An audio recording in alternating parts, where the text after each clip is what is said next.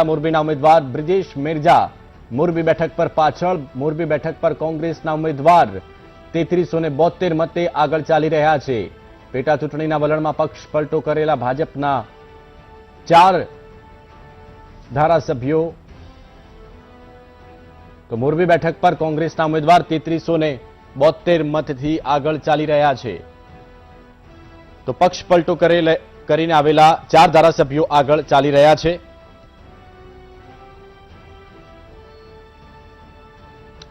બે મહાનુભાવો મારી સાથે સ્ટુડિયોમાં ઉપસ્થિત છે. ગીતાબેન પટેલ છે નેતા કોંગ્રેસ, અને પરિમલભાઈ ત્રિવેદી પોલિટિકલ એનાલિસ્ટ. ગીતાબેન, હમણાં આપણે જોયું કે ડાંગમાં કાર્યકર્તાઓમાં ઉત્સાહ જોવા મળતો હતો, પણ ક્યાંક એવું પણ લાગ્યું કે સ્થાનિક લોકોના સૂર બદલાયા છે, કારણ કે અત્યાર સુધી કોંગ્રેસ આવતી હતી અને હવે જે રીતે ભાજપના ઉમેદવાર આગળ ચાલી રહ્યા છે. વિજયભાઈ, બિલકુલ 2-3 રાઉન્ડમાં આગળ પાછળ થતું હોય છે. એ કોંગ્રેસની કમિટેડ સીટ છે, પણ લોકો જે કહી રહ્યા હતા એ લોકો નથી, ભાજપના કાર્યકર્તાઓ છે. ઉત્સાહમાં આવી ગયા, કારણ કે ઘણા વર્ષોથી એ સીટ પર કોંગ્રેસ જ જીતી રહી છે કમિટેડ. એટલે વિકાસના કામોની વાત કરવામાં આવે તો જ્યાં પણ એમના પણ ધારાસભ્યો છે ત્યાં પણ કયા વિકાસના કામો થયા છે. એટલે વિકાસના કામોની વાત આવું મેરજા બી કહેતા હતા. આજે મોરબીની અંદર હું ગઈ છું, સૌથી વધારે ટેક્સ આપતું હોય તો એ મોરબી છે. તો મોરબીના આજે રોડ રસ્તાની હાલત જુઓ તો કેટલી ખરાબ છે. તો અમુક જે આપણે કહીએ કે ભાઈ શહેરોના રોડ રસ્તાઓ એટલા ખરાબ છે તો કોર્પોરેશનની જવાબદારી હોય છે. તો કોર્પોરેશન પણ કશું કરતી નથી. પછી જવાબદારી આવે છે રાજ્ય સરકારની અને પછી આવે છે કેન્દ્ર સરકારની. તો એ 3 રોડ રસ્તાની વાત કરવામાં આવે તો એક પણ રોડ સારો નથી.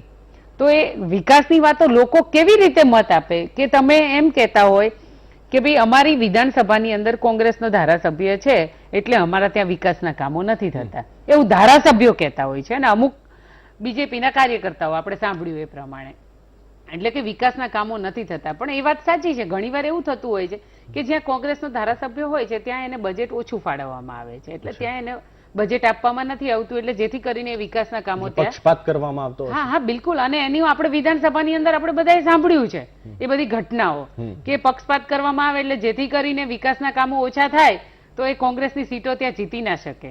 એટલે એક મુદ્દા તરીકે પણ એ લોકો લઈ શકે કે ભાઈ જો અહીંયા બીજેપીના ધારાસભ્યો છે તો ત્યાં સારા કામો થયા છે. એટલે આવું થતું હોય છે અને થાય પણ છે. અને કાર્યકર્તાઓ ઉત્સાહમાં આવે સ્વાભાવિક છે, એ કોંગ્રેસનો હોય કે બીજેપીનો હોય, એની સીટોમાં પ્લસ થતું હોય. એટલે અત્યારે અમારે મોરબીમાં અમારા કાર્યકર્તાઓ ઉત્સાહમાં હશે, એટલે કાર્યકર્તાઓ ઉત્સાહમાં આવે એ સ્વાભાવિક છે, કારણ કે એની સીટો પર જે પ્લસ થતું હોય. સવાલ એ છે કે ડાંગ બેઠક તો આમ કોંગ્રેસનો ગઢ રહી છે ને ત્યાં જે રીતે લીડ મળી રહી છે તો શું ક્યાં કાચું કપાયું હશે?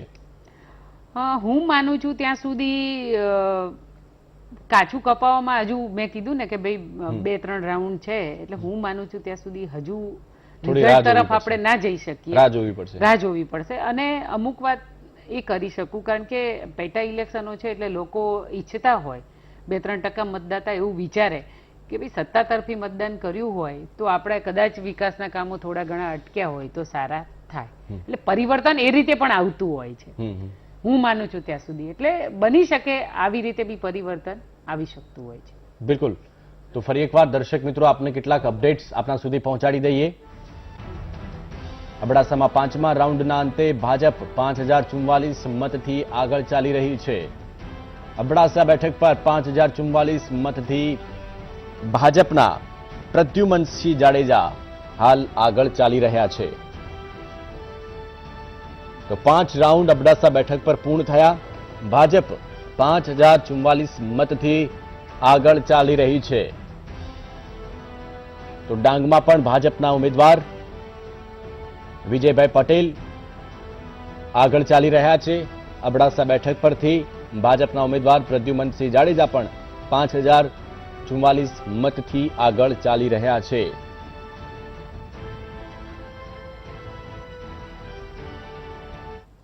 તો તમામ અપડેટ્સ યથાવત રાખીએ, રોકાઈએ એક નાનકડા બ્રેક માટે.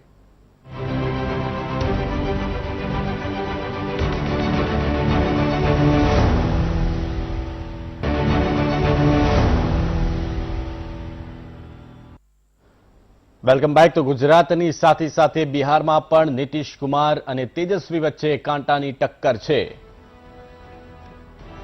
વાત કરીએ લીંબડી બેઠકની તો 7 રાઉન્ડની મતગણતરી લીંબડીમાં પૂર્ણ થઈ. લીંબડીમાં કિરીટસિંહ રાણાએ 10,566 મતની લીડ મેળવી લીધી છે. તો ડાંગમાં ચોથા રાઉન્ડના અંતે ભાજપ 6,243 મતથી આગળ ચાલી રહ્યું છે. તો લીંબડીમાં 7 રાઉન્ડની મતગણતરી પૂર્ણ થઈ છે. ભાજપના કિરીટસિંહ રાણા 10,566 મતથી આગળ. તો લીંબડીમાં 7 રાઉન્ડની મતગણતરી પૂર્ણ થઈ છે. લીંબડી બેઠક પરથી ભાજપ 10,000 થી 10,566 મતની લીડ મેળવી લીધી છે. તો ડાંગમાં પણ ભાજપ 6,000 મતથી આગળ ચાલી રહ્યું છે.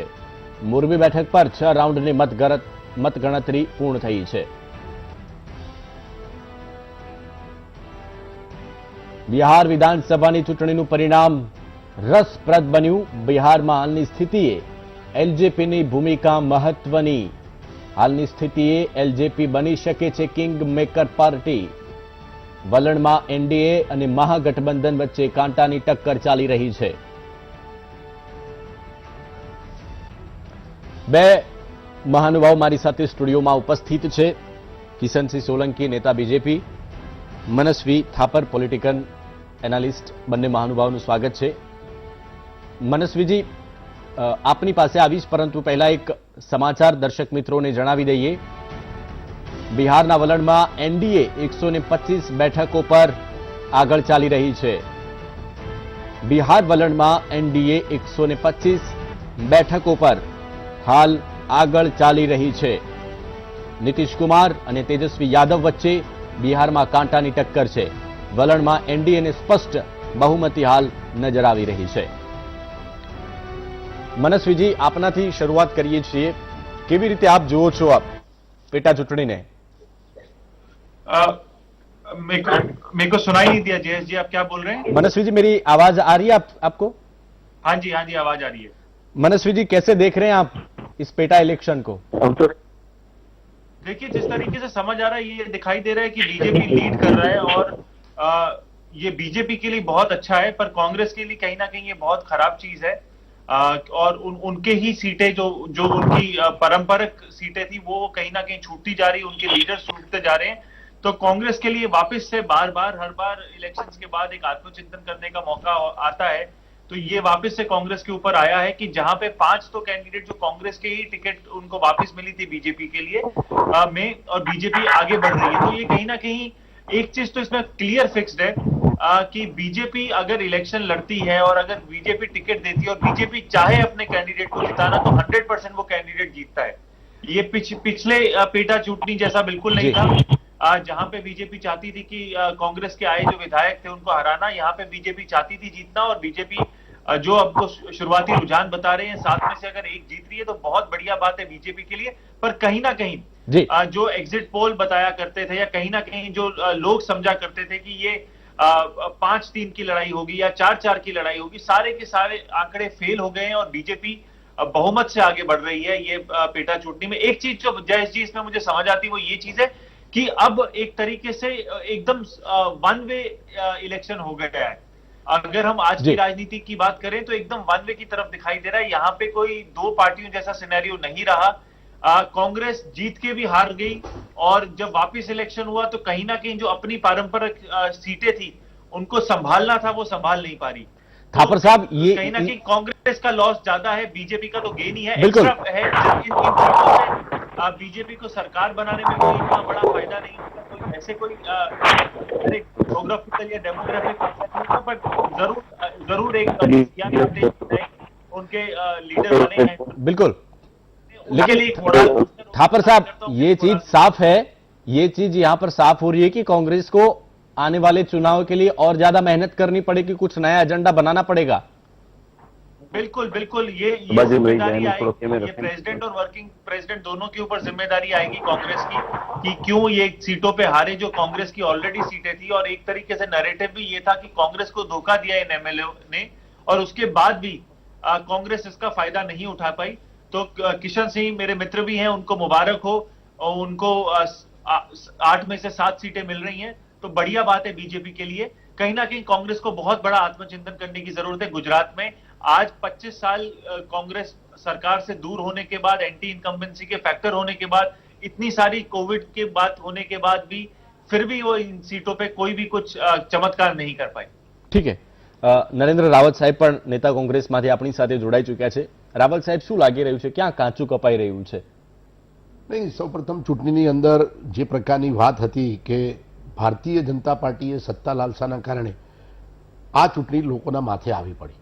અમારી અપેક્ષા ગુજરાતની પ્રજા સાથે હોય કે જે પ્રકારનો વહીવટ ગુજરાતમાં જે ચાલી રહ્યો છે, જે પ્રકારે કોવિડની મહામારીના કારણે લોકો ખૂબ મોટી મુશ્કેલીમાં છે, લોકો ત્રાહિમામ છે. આર્થિક રીતે આપ જુઓ, રોજગારીની બાબતની વાત કરો, મોંઘવારીની બાબતની વાત કરો, તમામ ક્ષેત્રે અત્યારે લોકો મુશ્કેલીમાં છે. સાથે સાથે આ વિના કારણે આવેલી ચૂંટણી લોકો ઉપર ખર્ચ જે ભારતીય જનતા પાર્ટીએ નાખ્યો એ પણ લોકોની વચ્ચે અમે લઈ જવાનો પ્રયત્ન કર્યો. સૌથી મોટી વાત એ હતી કે કોંગ્રેસના ધારાસભ્યોને રાજ્યસભાની ચૂંટણીમાં જે પ્રકારે ખરીદ પરોસી કરી એમના ત્રીજા ઉમેદવારને જીતાડ્યા પછી એમને એ જ ધારાસભ્યોને પસંદ કરીને ચૂંટણીમાં ભારતીય જનતા પાર્ટીને ટિકિટ આપીને ચૂંટણી લડાવ્યા. અમારી અપેક્ષા પ્રજા સાથે હંમેશા રહી છે કે જે પ્રકારે પ્રજાની સાથે વિશ્વાસઘાત કર્યો છે કે આ ચૂંટણી કંઈ સત્તા પરિવર્તનની નથી. 2017ની ચૂંટણીમાં ભારતીય જનતા પાર્ટીને સત્તા આપેલી છે. રાવત સાહેબ, મહત્વની વાત કરી, તમે કહ્યું કે પ્રજા સાથે દ્રોહ થયો, તો પછી પ્રજા શા માટે પારખી નથી શકતી આવા ઉમેદવારોને? કારણ કે તમામ બેઠક પર જે કોંગ્રેસમાંથી પક્ષ પલટો કરીને આવ્યા છે ભાજપના ઉમેદવારો એ આગળ ચાલી રહ્યા છે, કે પછી કોંગ્રેસ ગ્રાઉન્ડ લેવલે નથી પહોંચી શકતી, કે ક્યાં મિસકમ્યુનિકેશન થઈ રહ્યું છે? નહીં, આ ચૂંટણીની અંદર હવે આ ચૂંટણીની અંદર ઘણા બધા કારણો છે કે ભારતીય જનતા પાર્ટી સતત 25 વર્ષથી શાસનમાં છે, અત્યારે પણ શાસનમાં છે, અને જે પ્રકારે એમણે ધારાસભ્યોના અત્યારે જે ચૂંટણી પ્રચારની અંદર સત્તાનો જે ઉપયોગ છે, કારણ કે આ ચૂંટણીમાં હવે મને એવું લાગે છે કે લોકોનો આ અવાજ નથી. કારણ કે લોકો જે પ્રકારે વાસ્તવિક જમીનની હકીકતથી ઉલટું પરિસ્થિતિ, ભારતીય જનતા પાર્ટી પ્રત્યેનો આક્રોશ 100% હોવો જોઈએ, જે આપણે સૌ સ્વીકારવા જેવી વસ્તુ છે. તે તદ્દન નગ્ન સત્ય છે કે જે પ્રકારે કોવિડમાં લોકોની મુશ્કેલી, એક તો કોવિડની બીમારીથી એટલે કે કોરોનાની બીમારીના કારણે લોકો ભયગ્રસ્ત, લોકોના મૃત્યુ થઈ રહ્યા છે, આર્થિક રીતે તકલીફમાં મોટી મુશ્કેલી, કોવિડમાં પણ મુશ્કેલી છે, અને એ સાથે સતત જે પ્રકારે કોવિડ પહેલા બી આર્થિક પરિસ્થિતિ આપણી નબળી હતી અને એના પછી પણ કોવિડમાં સરકાર દ્વારા કોઈ એ પ્રકારના પેકેજ કે એ પ્રકારની કોઈ આર્થિક રાહત ગરીબ વર્ગને આપી નથી, જેના કારણે લોકો ત્રાહિમામ છે. જો કે આ 7 ચૂંટણીના સંદર્ભમાં ભારતીય જનતા પાર્ટીનો કોઈ આક્રોશ આપણે પ્રત્યેનો આક્રોશ નક્કી ન કરી શકીએ. આ કોઈ પેરામીટર નથી. બાય ઇલેક્શનમાં આપ જાણો છો કે હંમેશા સત્તા પક્ષનું જ વર્ચસ્વ રહે, એ સ્વાભાવિક છે. કારણ કે તમે એક્ઝામ્પલ આપે કે અમે કરજણની, અમારી વડોદરાની બાજુમાં સીટ હોય તો ત્યાં પ્રદીપસિંહ જાડેજા ગૃહમંત્રી 15 દિવસ 20 દિવસ કેમ્પિંગ કરે, તેના ફાર્મ હાઉસ પર આખી ચૂંટણી મેનેજ કરે, તો આપ સમજી શકો છો કે એટલો મોટો વ્યક્તિ ગૃહપ્રધાન હોય તો એ ચૂંટણી અને તેના લોકલ લોકો પર કેવી રીતે સત્તાનો દુરુપયોગ થઈ શકે એ આપ જાણી શકો છો. એટલે બાય ઇલેક્શનમાં હંમેશા સત્તાધારી પક્ષનું વર્ચસ્વ રહે છે. પણ અમારી એક અપેક્ષા પ્રજા પાસે હતી કે જે પ્રકારની આ અત્યારની જમીની હકીકતને જોઈને પ્રજા મત આપે, જે પ્રકારે ભારતીય જનતા પાર્ટીએ કોંગ્રેસના ધારાસભ્યોને ખરીદીને રાજ્યસભાની ચૂંટણી લોકોના માથે આવી પડી, એવી સત્તા લાલસા સામે લોકોએ જવાબ આપવો જોઈએ. રાજકારણમાં એક નવી પરિસ્થિતિનું નિર્માણ થઈ રહ્યું છે કે ભારતીય જનતા પાર્ટી નીતિમત્તા છોડી અને જે પ્રકારે આ પ્રયત્નો કરે, કે આપ બીજા રાજ્યોમાં પણ જુઓ, કંઈ સારા ઉદાહરણ નથી. કર્ણાટકની અંદર સત્તા પરિવર્તન કરીને જે પ્રકારે ભારતીય જનતા પાર્ટી બેઠી હતી, મધ્યપ્રદેશની અંદર ધારાસભ્યોને ખરીદીને જે પ્રકારે, અહીંયા 2017ની વિધાનસભાની ચૂંટણી પહેલા શંકરસિંહજી વાઘેલા સાથેના 14 ધારાસભ્યોને ભારતીય જનતા પાર્ટીમાં લીધા. રાજ્યસભાની ચૂંટણીમાં જે પ્રકારે આ 8 ધારાસભ્યોનું જે આપ ઉદાહરણ જોઈ શકો છો કે એવું તો ભારતીય જનતા પાર્ટીને પૂછવું કે આ કોંગ્રેસનું આંતરિક રાજકારણ છે, કોંગ્રેસથી નારાજ થઈ રહ્યા, પણ કેમ રાજ્યસભાની ચૂંટણી વખતે જ આવ્યા? કેમ રાજ્યસભાની ચૂંટણીમાં જ્યારે કોઈ પણ રાજ્યસભાનો સભ્ય હોય, એ ધારાસભ્યો ચૂંટતા હોય અને એમાં તમારા કોંગ્રેસના ધારાસભ્યો અને ભારતીય જનતા પાર્ટીના ધારાસભ્યોની જે બેઠકો હતી એ જોતા સ્પષ્ટ રીતે 2 બેઠકો કોંગ્રેસને ફાળે જાય અને 2 બેઠકો ભારતીય જનતા પાર્ટીને ફાળે જાય. એમાં કોઈ પ્રકારે ભારતીય જનતા પાર્ટી જીતી શકે એમ નહોતી, પણ તેમ છતાં પણ ભારતીય જનતા પાર્ટીએ 8 ધારાસભ્યોને ખરીદી રાજીનામું આપ્યું અને એમાં ટેલીમાં ભારતીય જનતા પાર્ટીના ત્રીજા રાજ્યસભાના સંસદ તરીકે ચૂંટાઈ ગયા, આપ સૌ જાણો છો. અને હજી પણ એ લોકો એવી સ્પષ્ટતા કરતા કે અમને કોંગ્રેસનું આર્થિક રાજકારણ છે, તો એમને કદાચ કોંગ્રેસના આ રાજીનામું આપેલા ધારાસભ્યોને ટિકિટ ન આપ્યું હોત તો કદાચ એમની વાત સ્પષ્ટ હોત, પણ એમને ટિકિટ આપીને એ જ પોતે ચૂંટણી લડાવતા હોત. ઠીક છે, આનો જવાબ કિશનસિંહ પાસેથી મેળવીશું, પરંતુ એ પહેલા લઈએ એક નાનકડો બ્રેક બાદ મળીએ છીએ.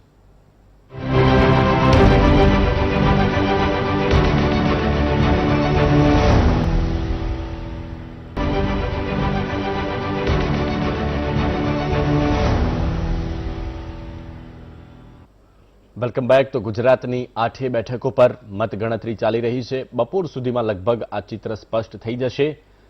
તો કપરાડા બેઠક પર 4 રાઉન્ડની ગણતરી પૂર્ણ થઈ છે. અબડાસા બેઠક પર છઠ્ઠા રાઉન્ડના અંતે 6353 મતથી ભાજપના ઉમેદવાર પ્રદ્યુમનસિંહ જાડેજા આગળ. તો મોરબીમાં કોંગ્રેસ ઉમેદવાર જયંતિ પટેલની સતત લીડ. 7મા રાઉન્ડની અંતે 3269 મતથી જયંતિ પટેલ આગળ.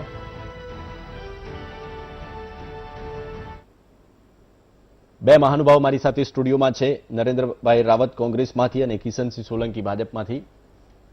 કિશનસિંહ, કેવી રીતે જુઓ છો આપ? જે રીતે લગભગ મોટાભાગની બેઠક પર હાલ તો ભાજપ આગળ ચાલી રહી છે. Good morning Jayeshbhai. મારા મિત્ર નરેન્દ્રભાઈ અને મનસ્વીજી વાત કરીને ગયા. મનસ્વી કરેક્ટલી સેડ.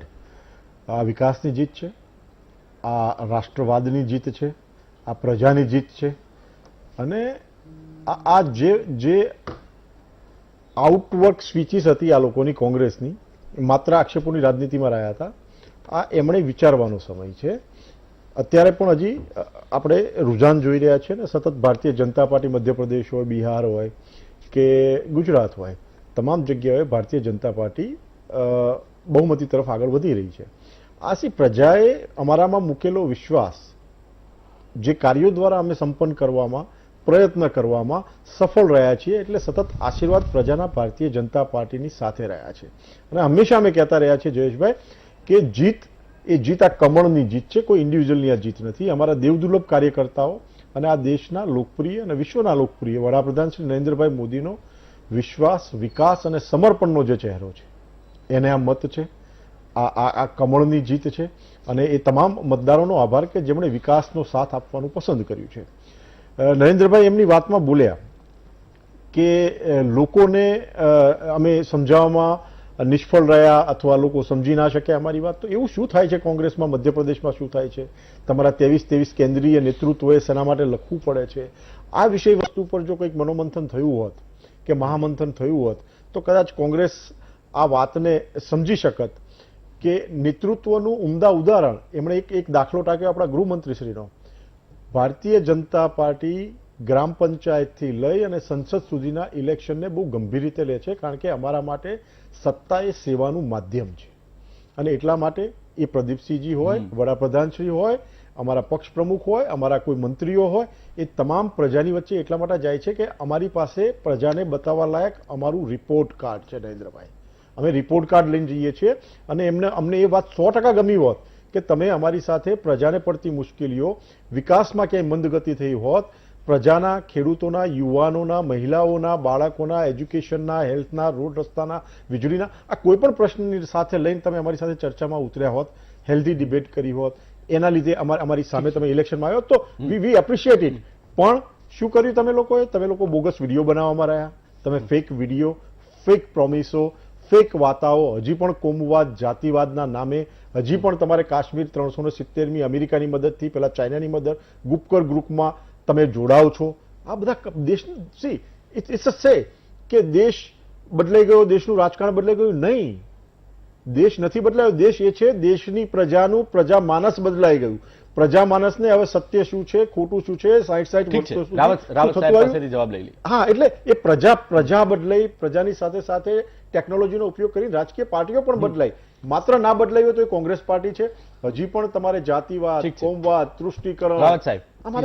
કિશનસિંહ, તમે આ જે ગુજરાતની પેટા ચૂંટણી અને મધ્યપ્રદેશની પેટા ચૂંટણી પાછળનું તમારું ગંદુ રાજકારણ, વિના કારણે આવેલી ચૂંટણીઓ, સત્તાનો તમે જે રીતે સત્તા પરિવર્તન કર્યું અને લોકોને તમે સમજાવવાની વાત કરો છો. બાય ઇલેક્શનમાં તમને એક રાજકીય સ્ટેટિસ્ટિક્સની વાત કરી. લોકોને તમે મુશ્કેલીમાં, કોંગ્રેસ મુશ્કેલીમાં છે નરેન્દ્રભાઈ, કોંગ્રેસ મુશ્કેલીમાં છે. સત્તા પક્ષનું વર્ચસ્વ રહે એ આપણે રાજનીતિક વાત છે. અમે તો પણ ઈચ્છીએ છીએ. એવું કશું ઈચ્છતા નથી. વિરોધ પક્ષના લોકોને તમે ખરીદ્યા, તમે વિરોધ પક્ષના નેતાઓને ખરીદ્યા, તમે વિરોધ પક્ષના નેતાઓને કરોડોનો ભ્રષ્ટાચાર કર્યો અને એના કારણે અમે મુશ્કેલીમાં નથી. કઈ સત્તા પરિવર્તન થવા નથી, અમે એ અપેક્ષા બી નથી. કારણ કે જે લોકોને ચૂંટેલા હતા 2017ની ચૂંટણીમાં તમને સંપૂર્ણ બહુમતી આપેલી હતી, તેમ છતાં તમે રાજ્યસભાની ચૂંટણીમાં આ કરોડો રૂપિયા આપી લોકોના પૈસે તમે તમે જે આ આક્ષેપો ભ્રષ્ટાચાર કરો, કર્યો, પ્રજાએ તમારા તમે આ આક્ષેપો ચૂંટણી નકાર્યા. જીતીને તમે આ સૌથી ચૂંટણી શ્રેષ્ઠ જીતી ઉદાહરણ શકાય, પ્રજાએ પૂરું પાડ્યું. ચૂંટણી જીતી ગયા તો તમે એ તમારી નહીં, નહીં, અમે બહુ વિનમ્રતા છે. આજે અમે કોઈ આક્ષેપ નહીં તમે કર્યો. અત્યારે અમે શાસનની બહુ મોટી મોટી વાતો વિનમ્રતાથી, કરવા આવ્યા,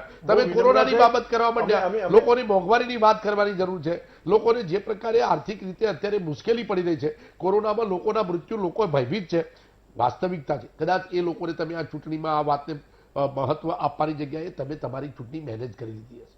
સ્પષ્ટ રીતે તમારા બેન તમારી હવે તમે કે જે સત્તાનો વસ્તુ જે તમે બોલો દુરુપયોગ છો, તમે કરો એ છો, બધી વસ્તુઓ સત્તાનો તમે દુરુપયોગ, તમારી નિષ્ફળતાઓ છુપાવો છો ને. અને અમારી નિષ્ફળતાનો તમારી સવાલ નિષ્ફળતાઓ નથી. છે ને. આ લોકશાહી છે અને તમારી લોકશાહીની અંદર નિષ્ફળતાઓ કોઈ પણ તમે ચૂંટણી પ્રજાના માથે આવે, થોપો છો. પ્રજાનો તમે ચુકાદો, પ્રજાને blame કરો છો. પ્રજાનો ચુકાદો શૂન્યમાન્ય હોય. ચાલુ ચૂંટણીએ તમારે તમારા વિપક્ષના નેતાનું રાજીનામું ઠીક છે. આપવું પડે છે. કોઈનું રાજીનામું આપવાની જરૂર નથી. તમે પૈસાથી ખરીદો છો, તમે સત્તાનો દુરુપયોગ કરો છો, ठीक है। લોકોને ધાકધમકી આપો मनस्वी जी, છો, લોકોને मनस्वी जी જે कुछ પ્રકારની बोलना વાત चाहते કરો છો, એ हैं। સ્પષ્ટ मनस्वी છે. जी, आप कुछ कहना चाह रहे थे? जयेश भाई, मनस्वी जी आए तो मुझे दो बात मनस्वी जी को कहनी थी और हाँ। आई थॉट कि ही इज नॉट देयर।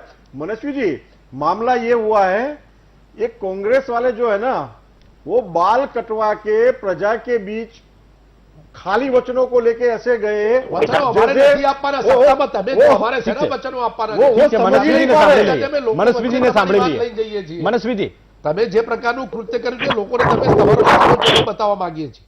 ठीक है।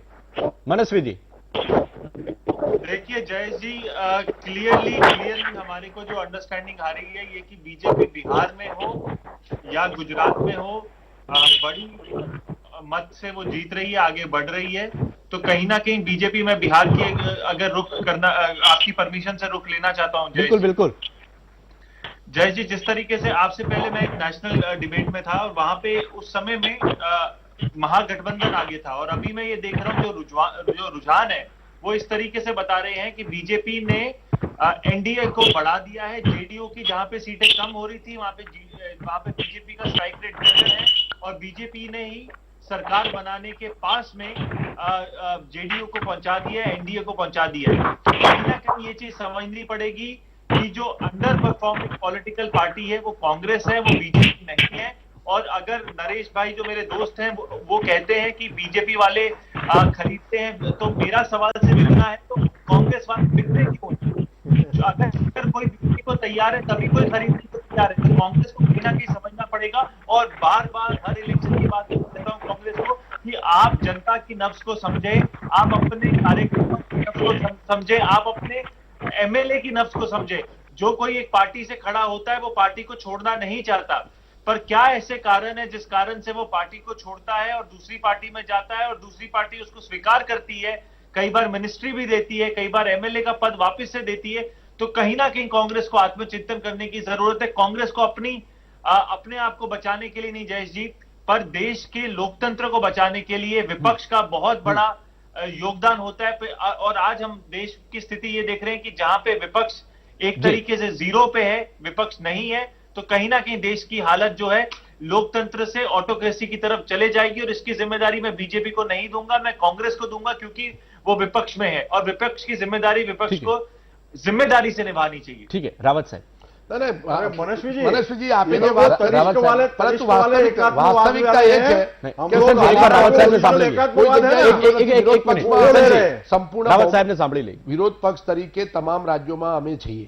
વાસ્તવિકતા એ છે કે તમે એમ કહ્યું કે તમામ જવાબદારી કોંગ્રેસની બને છે. આ લોકશાહી છે. આમાં તમામ બાબતોની સાથે પ્રજાએ પણ આ બાબતે સમજવું જરૂરી છે. કારણ કે પ્રજા જે પ્રકારે ગુજરાતની વાત કરીએ કે ગુજરાતની આ ચૂંટણી જોઈએ તો કોઈ જ જરૂર નથી, અને સંપૂર્ણ રીતે ભારતીય જનતા પાર્ટીની સત્તા લાલસા અને સંપૂર્ણ ભ્રષ્ટાચાર છે. તમે કહ્યું કે કોંગ્રેસના ધારાસભ્યો કેમ જાય છે? તમારી કોંગ્રેસના ધારાસભ્યો કરવાની કરોડો વૃત્તિ, રૂપિયાનો તમારા નેતાઓ અને કાર્યકરો તમારો તમને છોડી ભ્રષ્ટાચાર, રહ્યા છે. ધાક ધમકી, સત્તાના તમે પ્રજાની વચ્ચે ભયંકર નથી. દુરુપયોગ, તમે મુદ્દાઓની લોકશાહીનો વચ્ચે ખૂન નથી. કરી જે પ્રકારે સત્તાનો તમારી ઉપયોગ તમારી કરી નિષ્ફળતાનો દોષનો અમારી ટુકડો નિષ્ફળતા ભાજપ પર નથી. નાખવાનું બંધ આ કરો. ચૂંટણીની જરૂર જ નથી. અમે આ ચૂંટણી લાવ્યા જ તમે નથી. નક્કી કરશો. અમે આ ચૂંટણી તમારા લાવ્યા જ નેતાઓને નથી. પૂછો. અમારા નેતાને જેમને નેતા શા માટે અપમાનિત સ્વીકાર્યા? કરીને કાઢી મૂક્યા હતા અપમાનિત તમે. કરીને તમે કેમ તમે સ્વીકારી કાઢી લીધા? મૂક્યા. તમે તમારા કાર્યકરો નથી? અમારા છે તમારા કાર્યકર અમે તો કેમ તમારા અમારા દેશના કાર્યકરો કાર્યકર્તાઓ છે કેમ એને અને ટિકિટ અમે તો આપી? તમામને તમે જે એ અમારી રીતે વિચારસરણીમાં પ્રકારે છે, તમે તમામને ટેલી મત કરી દો આપીએ છો.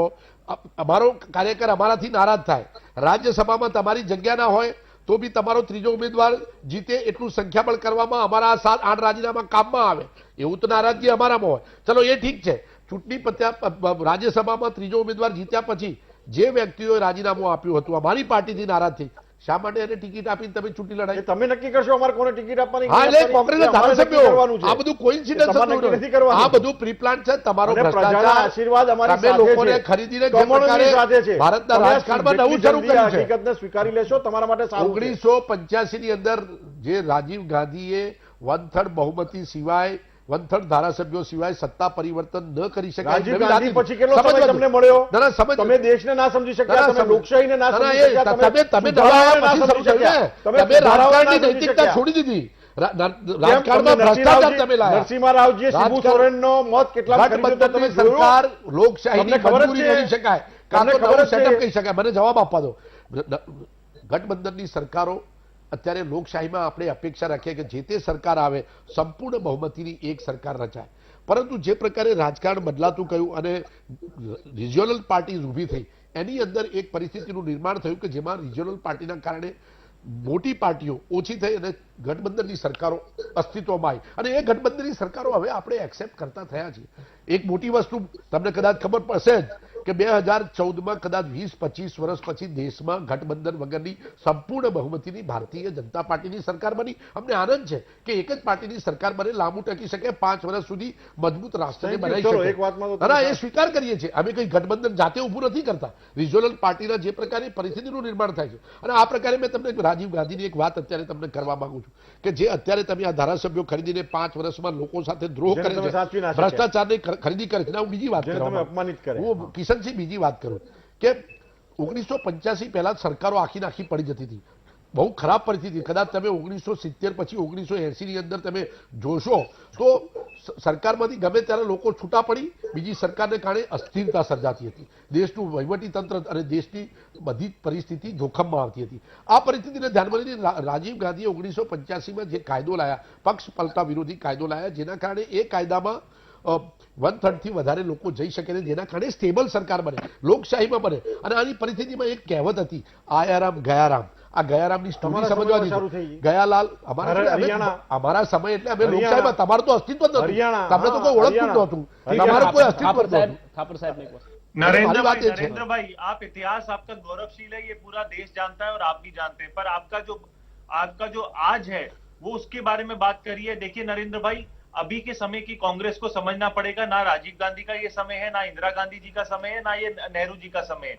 अभी का जो कांग्रेस का समय है उसके लिए कांग्रेस की क्या तैयारी है, क्यों लीडिंग का लगातार समय है, गुजरात में ये लोग 25 चीयर लीडर्स सालों से बने आप हुए मारते जा रहे हैं. हैं. कांग्रेस पार्टी और लेकिन कांग्रेस ठाकुर अच्छा साहब बात ठाकुर बोली। साहब पार्टियों के ठाकुर साहब सवाल यही है ना कि इतने इतने प्रयासों के बावजूद भी ग्राउंड लेवल पर कांग्रेस के कार्यकर्ता लोगों से कनेक्ट क्यों नहीं हो पा रहे हैं?